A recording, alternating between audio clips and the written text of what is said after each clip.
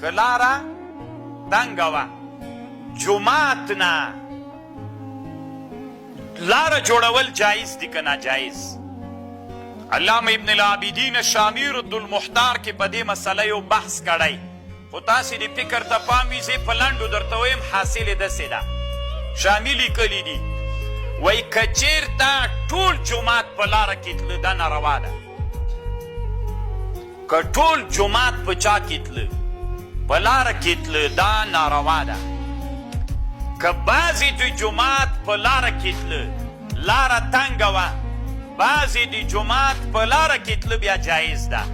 خو ګورئ طالبانو ورونو دا جواز هلته ده، دا جواز هلته ده چې دا د بعضې جومات له خلکو نه زیات وي، خلک حاجت نه لري ورته، نو دا بعضې جومات په چا کې استعمالول جایز دي، په لاره کې استعمالول جایز دي.